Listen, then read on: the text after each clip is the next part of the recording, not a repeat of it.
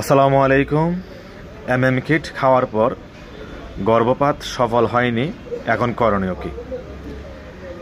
যারা কিট খাওয়ার পর গর্ভপাত সফল হয়নি, পেটের মধ্যে পয়জন রয়ে গেছে, তাদের জন্য করণীয় হচ্ছে আপনি সাইটোমিস 200 অর্থাৎ মিসোপ্রোস্টল 200 যে কোনো ফার্মেসি থেকে 8টি কিনে নেবেন এবং প্রথম দিন 2টি বেশি করে পানি দিয়ে গিলে খেয়ে ফেলবেন।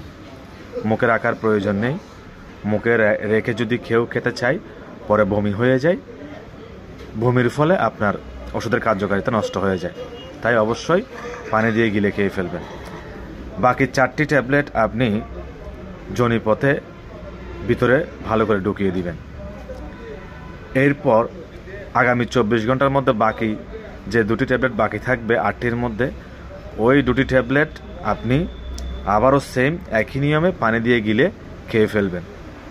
দেখবেন এর পরপরই আপনার ব্লিডিং শুরু হবে এবং সেটি 5 থেকে 7 দিন থাকবে। ধন্যবাদ সবাইকে। আসসালামু আলাইকুম। কিট খাওয়ার পর গর্ভপাত সফল হয়নি, এখন করণীয় কি?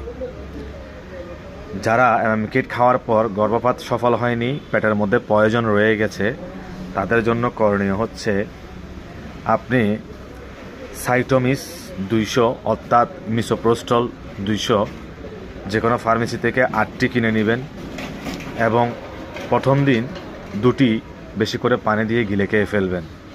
মুখে রাখার প্রয়োজন নেই। মুখে রেখে যদি কেউ খেতে চায় পরে বমি হয়ে যায়, বমির ফলে আপনার ওষুধের কার্যকারিতা নষ্ট হয়ে যায়। তাই অবশ্যই পানি দিয়ে গিলে খেয়ে ফেলবেন। বাকি 4টি ট্যাবলেট আপনি যোনিপথে ভিতরে ভালো করে ঢুকিয়ে দিবেন।